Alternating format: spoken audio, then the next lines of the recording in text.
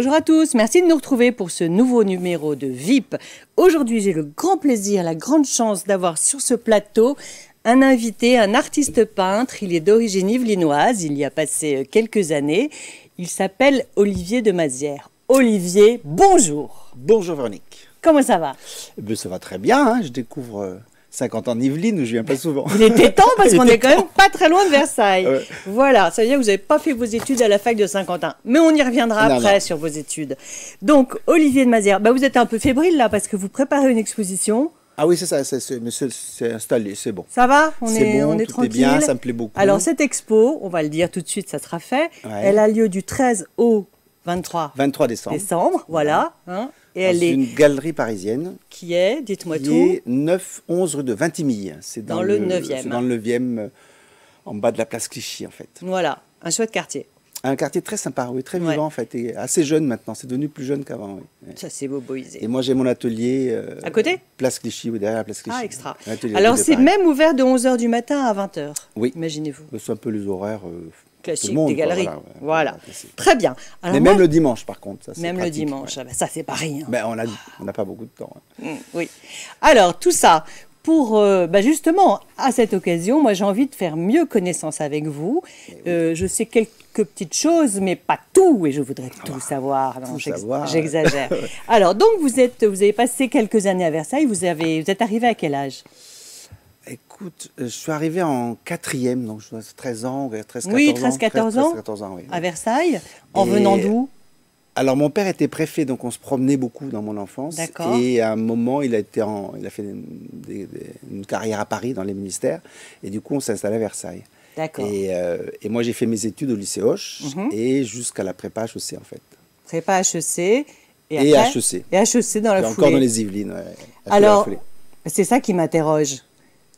Quel était votre vrai... parce qu'il faut quand même beaucoup travailler pour faire une prépa plus HEC après. C'est un investissement. Hein. Oui, mais j'étais un bon élève en fait. Et c'était une voie un peu facile. Mon frère venait d'y rentrer, mon frère aîné.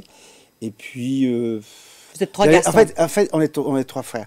Et c'est drôle, je pense, à 18 ans, c'est très difficile de se dire, moi, je veux faire quelque chose. Donc HEC, c'était un peu une porte ouverte. Enfin, c'est pas facile non plus.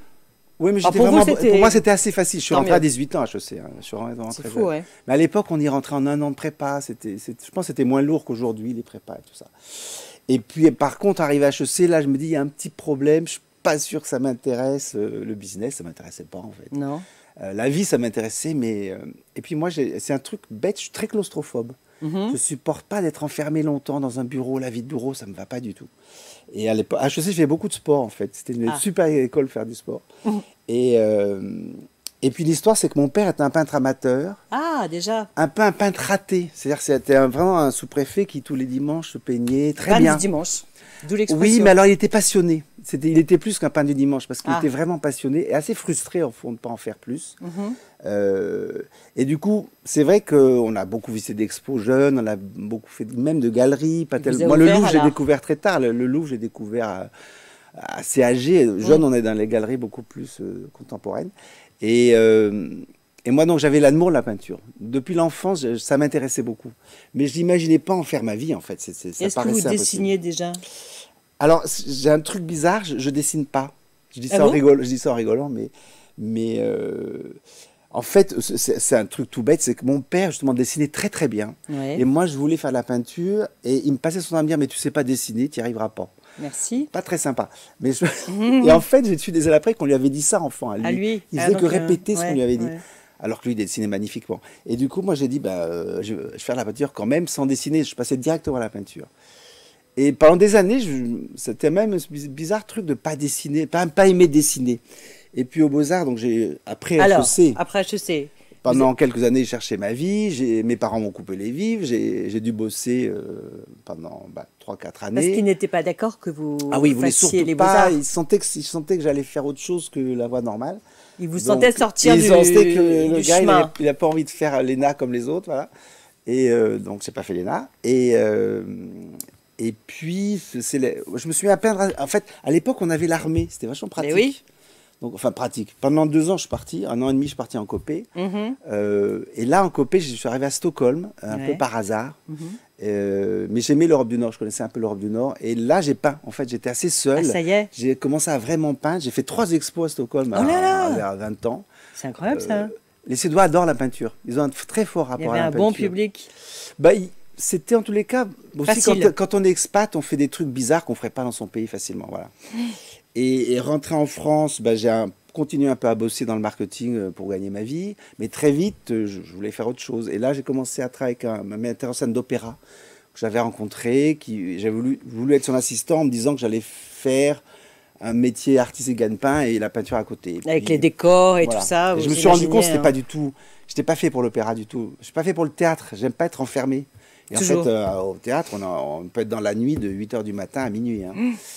Et voilà. Et puis lui, par contre, ce metteur en scène, Pizzi, m'avait parlé de Cremonini, qui est un peintre italien, qui est mort maintenant, qui était un peintre très connu dans les années 80. Il y a beaucoup d'artistes qui sont passés par son enseignement. Voilà, et lui était prof aux Beaux-Arts, nommé par Lang, en fait. Et il a eu pas tant d'élèves que ça, on était une vingtaine, mais des gens super motivés. Il sélectionnait les gens avec beaucoup de motivation. Donc moi j'ai été le voir un peu poussé par Pizzi. Et vous vous êtes dit, il faut que j'ai un diplôme des Beaux-Arts, que ça soit... pas du tout. Non, moi je voulais apprendre la peinture et ce bonhomme, je trouvais sa peinture géniale. En plus je trouvais sa peinture très gaie. Je pensais qu'il avait 40 ans.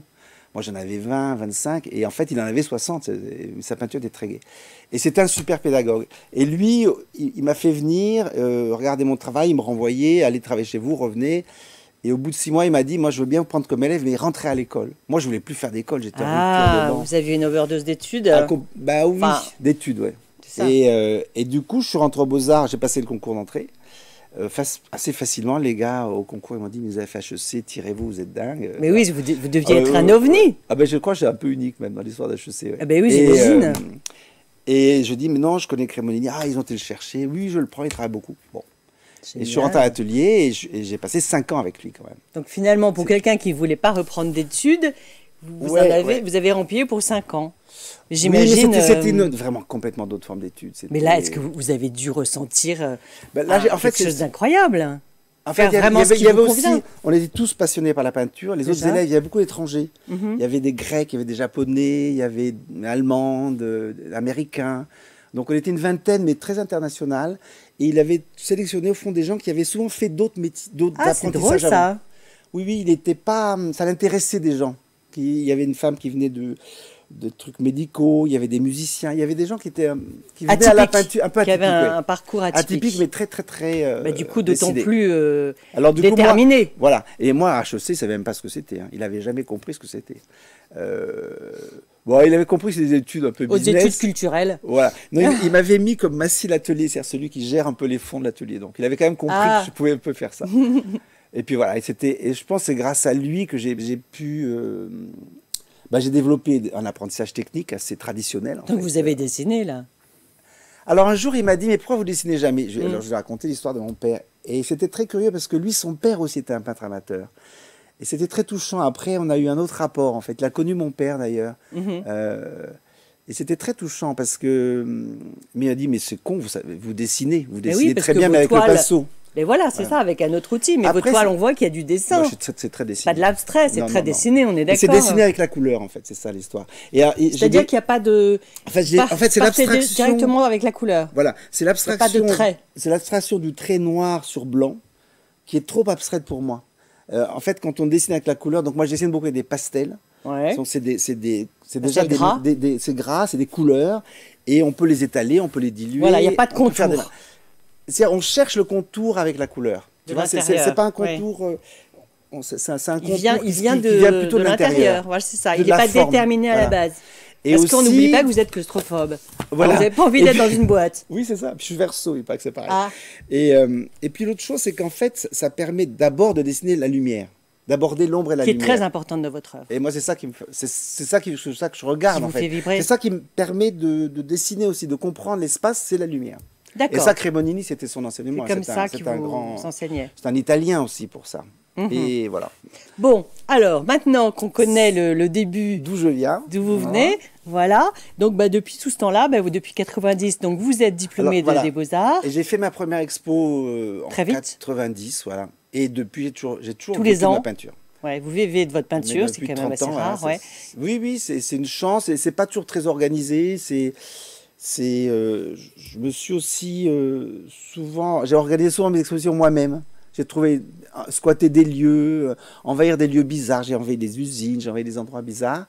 Et aussi en 90, il faut dire que faire de la peinture en 90, c'était complètement à contre-courant.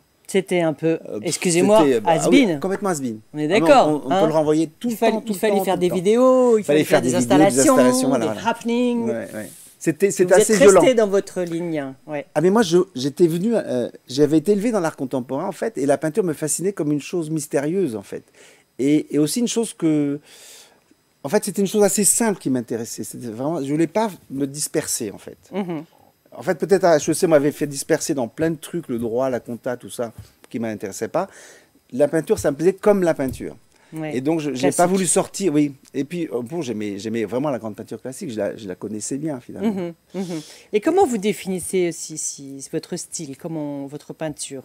Bah, je fais une peinture figurative, c'est assez oui, simple. Tout simplement. Je parle du réel, et c'est là où, avec le on s'arrête 2 secondes. Oui, on s'arrête 2 secondes. Qu'est-ce qu'on voit là à l'écran? Alors ça, c'est un pastel, ça c'est grand, ça fait 40 par 60 cm. Ça, c'est des pastels que je fais dehors, dans la rue. Alors celui-là, c'est au Japon, c'est à Kyoto.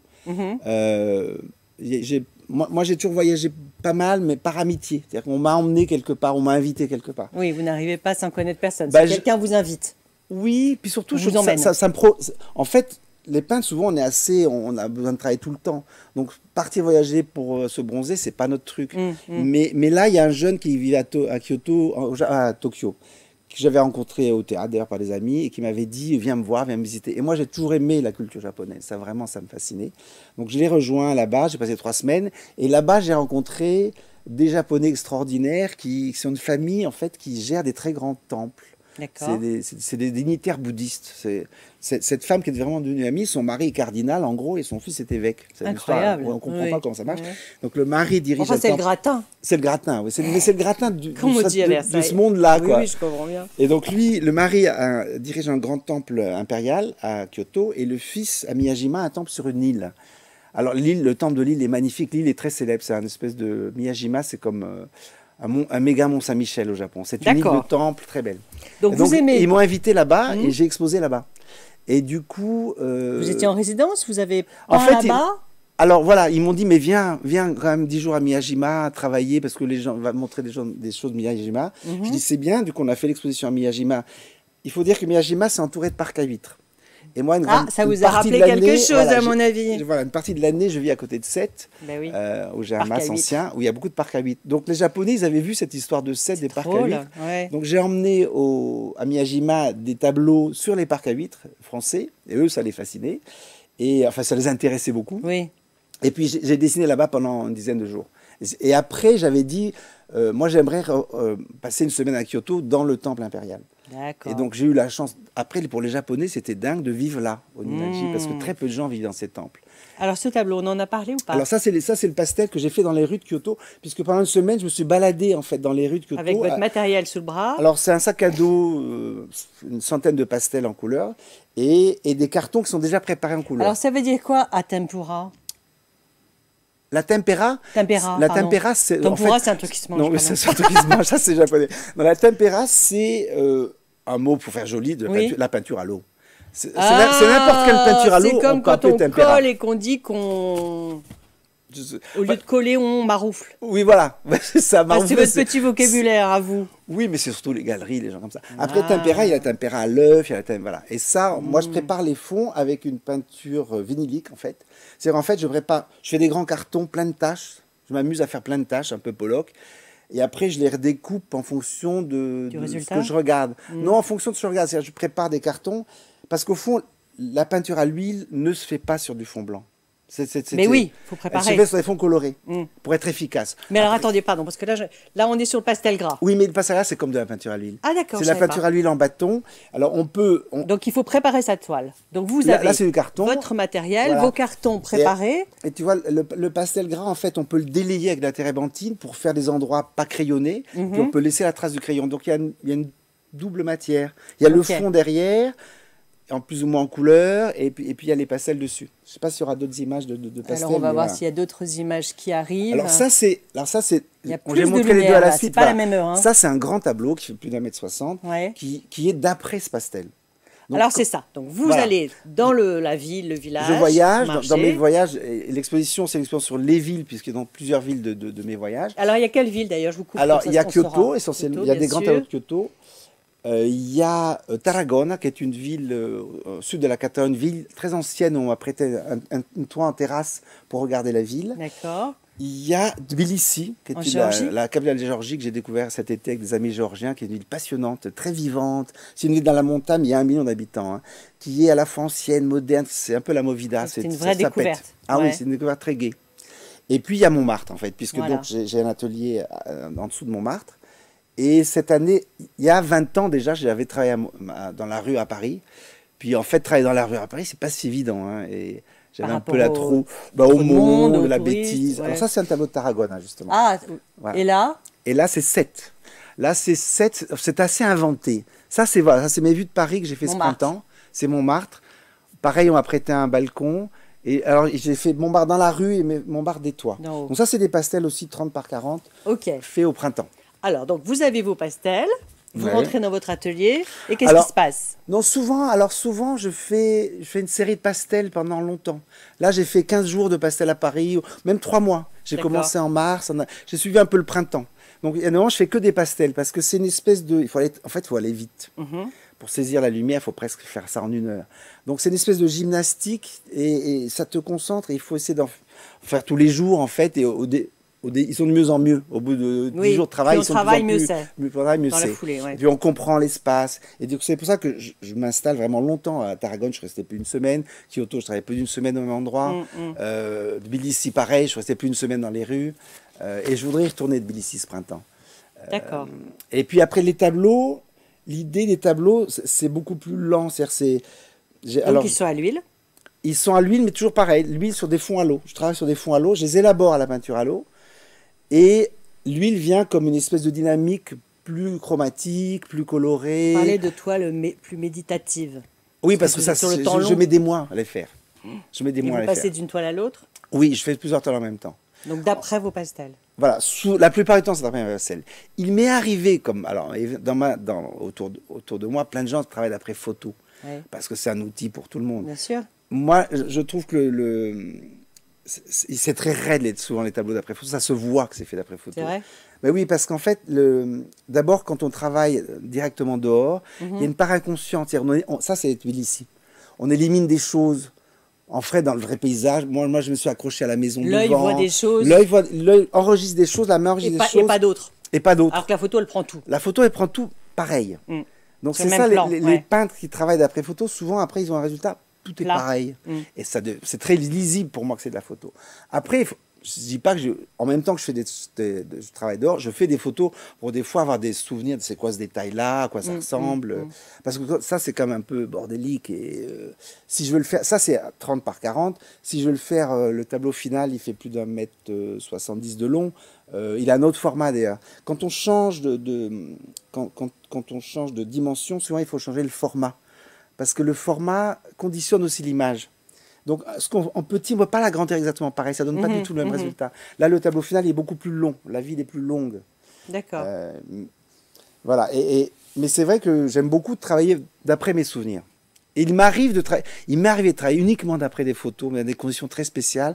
Par exemple, j'ai beaucoup travaillé sur la neige. L'exposition précédente était plutôt sur la neige. On en dira juste un mot à la fin, Voilà. parce que là, on se concentre sur le Oui. thème en fait de votre exposition, là, qui a lieu tout de suite. Oui, ce qui soir. va durer 10 jours. Hein. Voilà. Voilà.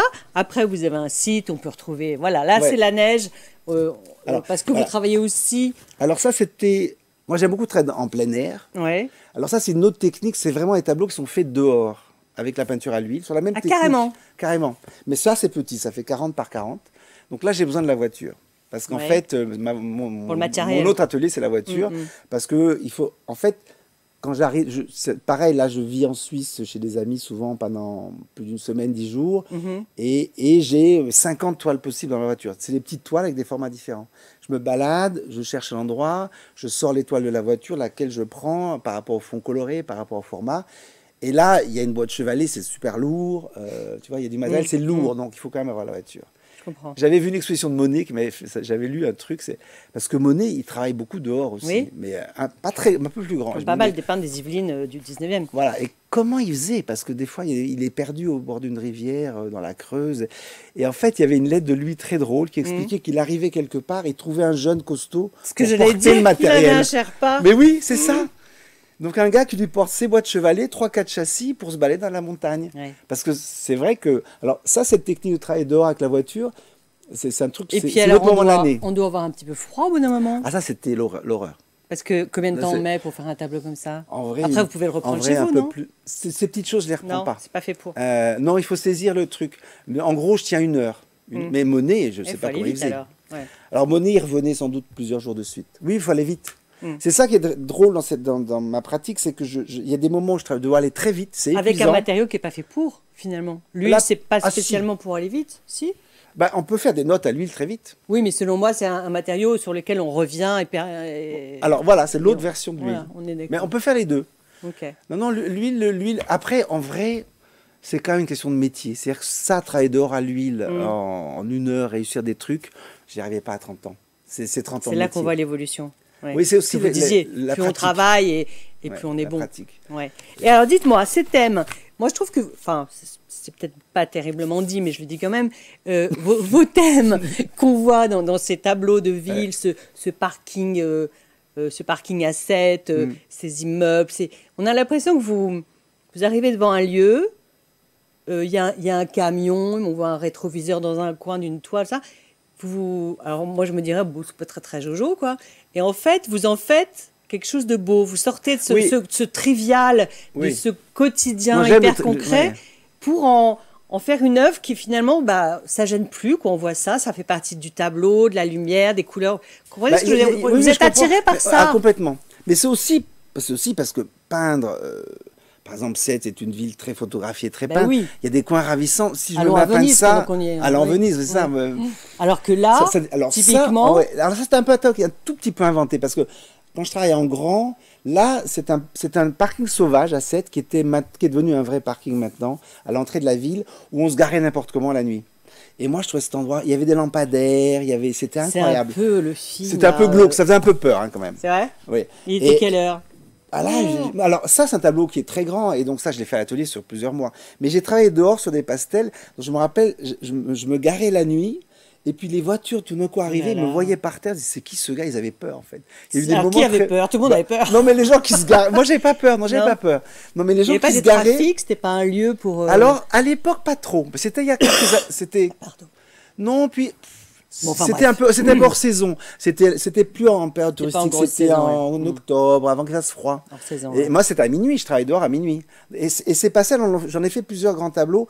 Après, je réinvente. Par exemple, toute l'espèce de rue qui s'enfonce comme ça, elle n'existe pas dans la vraie vie. C'est des hangars. Et quand on travaille sur les tâches, au bout d'un moment, on voit des choses et on invente des espaces aussi. Mais oui, moi, elles me plaisent beaucoup, ces voitures. Les voitures, d'abord, moi, c'est con, j'adore rouler parce que c'est comme ça que je voyage pour visiter avec mon matériel. Et ensuite, c'est des pièges à lumière, quoi, c'est des pièges à couleurs. Moi, je trouve ça. Oui, puis c'est ça. Cette trivialité, ça m'attire, oui, ça c'est vrai. De la regarder telle qu'elle est, quoi. Et on peut la trouver très belle. Mais voilà. On peut la trouver par vos yeux. Oui, mais moi, j'inviterais les gens à la trouver belle aussi. Oui, je comprends. C'est un peu une invitation à trouver beau ce qui est autour de nous. Voilà. C'est plutôt ça mon idée. Mais bon, je crois qu'on y arrive mieux à travers votre peinture quand même. On ferait une petite photo toute bête du parking, je suis pas sûre. Non, il y a des gens qui font des belles photos de parking. Oh là là, avec une histoire de pompe à essence la nuit, un film américain, c'est au secours. Hyper connu. Bon, c'est pas grave, tant pis. Il y a surtout un peintre hyper connu, Opère. Eh bien oui. Voilà, Opère. Depuis que j'expose même, j'avais fait une exposition à Berlin en 2000, je crois, 2001, je ne me rappelle plus. Et les Allemands, ils n'ont pas tellement l'habitude de voir une peinture assez figurative comme ça. Et tout de suite, ils m'avaient dit, ah, ça fait penser à Hopper. Et on me l'a souvent dit. Parce qu'en effet, j'ai peint des stations-service, j'ai peint des bords de route. Il n'y a pas de personnage.